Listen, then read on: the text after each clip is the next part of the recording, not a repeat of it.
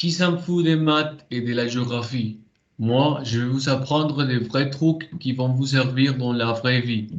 C'est comme ça que Well, euh, joué par l'humoriste Keiron, euh, commence sa vraie interaction avec les adolescents auxquels il changera la vie dans le film Mauvaise Herbe et qui a été fait en 2018. Euh, ils connectent très rapidement avec leur expérience qui lui apprend qu'ils sont leurs propres conflits, ceux qui sont très communs dans la jeunesse troublée.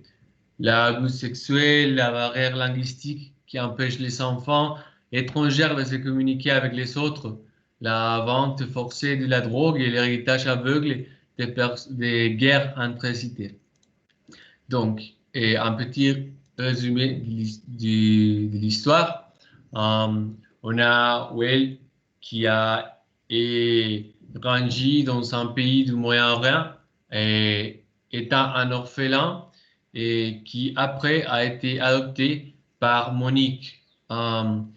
Donc, et pendant leur vie, ils ont gagné et de l'argent en faisant des arnaques, mais un jour, un arnaque ne va pas trop bien, et pour ne pas avoir des problèmes avec la loi, ils sont obligés à travailler pour un institut qui est fait pour les étudiants, les adolescents qui ne sont pas reçus ou qui ne sont plus reçus dans les écoles parce qu'ils sont trop troublés. OK? Et donc, c'est un groupe de 6 enfants et comme j'ai dit, ils ont tous leurs propres problèmes. Well, il est un mec qui a beaucoup d'expérience quand il s'agit de la roue et de survivre. Donc, c'est là où il commence et au contraire des autres, contraire aux autres professeurs ou éducateurs, pour lui, c'est très facile de connecter avec les adolescents parce qu'il sait comment en fait et il sait comment connecter avec les gens en général. Parce que c'est comme ça qu'il a dû survivre et quand il était un orphelin, il était tout seul.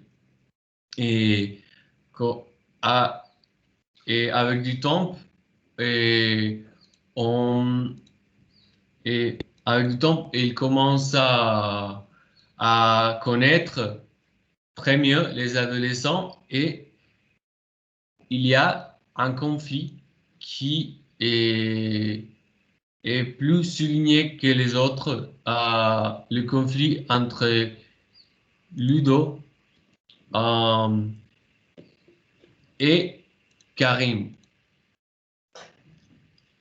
OK?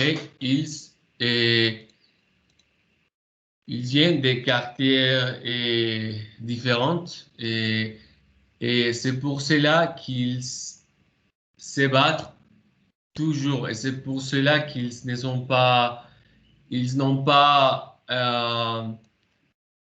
une bonne expérience à l'école et c'est pour ça qu'ils ont été rejetés des écoles parce qu'ils se battent toujours et quand on regarde ce conflit, on voit que Eric, il est l'éducateur de Ludo et il lui force à charbonner ou vendre de la drogue.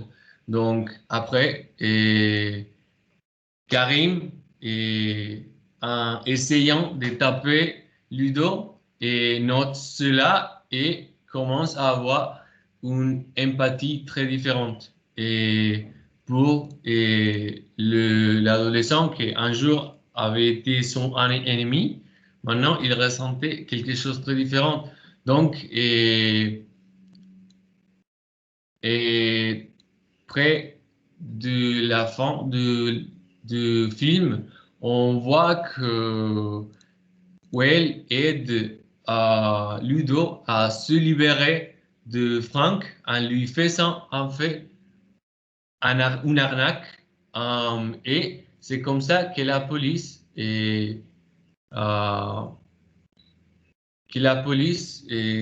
peut l'avoir. OK. Donc, c'est l'histoire de ce film. Euh, et les sujets que j'ai mentionnés, comment sont-ils montrés dans le film? Il y a le cas, par exemple, de Jimmy, qui est l'enfant avec le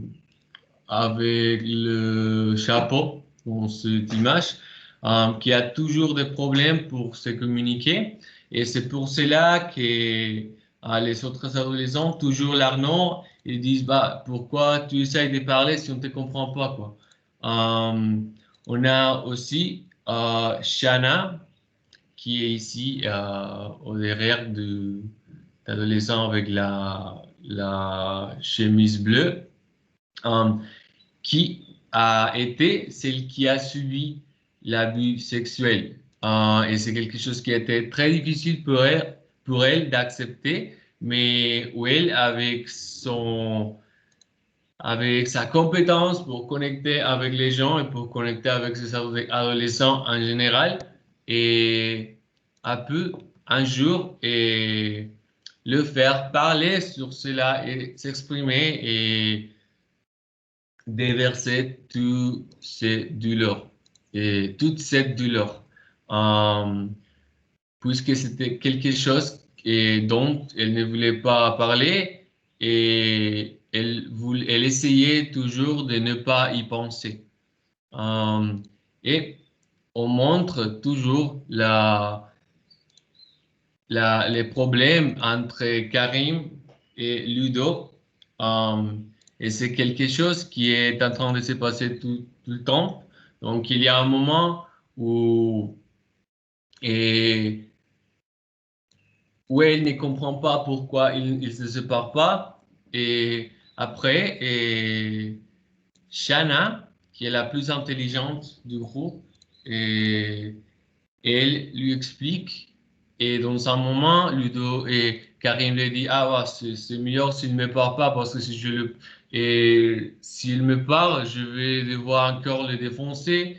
Et après, Ludo lui dit, ah bah je te parle là et viens me défoncer et on commence une petite battre et il faut les séparer. C'est quelque chose qui se passe souvent. C'est très difficile pour eux d'interagir, mais avec du temps, c'est quelque chose qui change et qui va nous donner le conflit principal de cette histoire. Et aussi, ce conflit aveugle est quelque chose qui est vécu aussi par Wael quand il était un enfant. Mais il a appris sur cela très rapidement parce que quand il était un enfant, un orphelin, comment on le dit, dans un église, peut-être un groupe de charité pour les enfants orphelins là, il a connu son meilleur ami qui était chrétien mais tout d'abord, il ressentit de la haine parce que les chrétiens ont tué sa famille. Et au contraire, les musulmans ont tué la famille de son meilleur ami. Donc, avant même de se connaître, ils étaient déjà des ennemis. Et ils sont les sujets principaux qu'on voit ici. Ok, donc, et je pense que ce film montre très bien la réalité de ce qui est subi par la jeunesse quand il y a des problèmes. Et c'est quelques films où on nous montre et aussi qu'il faut avoir un petit peu d'empathie. Donc, on voit comment, par exemple, cet adolescent qui vendait la drogue, on peut penser non, il n'y a pas de futur, il ne pense pas à son futur, c'est quelque chose qui est obligé, c'est pas quelque chose qu'il a choisi. Donc, c'est très bien montré là parce que même Karim il était très aveugle quand il s'agissait de noter cela. Mais après, il a noté qu'on est tous des personnes avec des problèmes et c'est pas, et ce qui la réalité n'est pas toujours ce que l'on voit et au bout de l'année. Et ok. Et je pense que et on montre très bien le processus d'une fille, d'une jeune fille, parce qu'elle a comme 15 ans, euh, pour raconter ses expériences traumatiques comme l'abus sexuel et que c'est pas quelque chose qui va se passer très facilement. Et mais si on peut faire que cela se passe et qu'elle parle à ses parents, et ça va être quelque chose qui va changer vraiment sa vie et lui libérer non, la libérer d'un poids très lourd, je pense. Et euh, je crois qu'en général, dans ce film, on voit et le sujet le plus important qui est l'importance de cette étape dans la vie.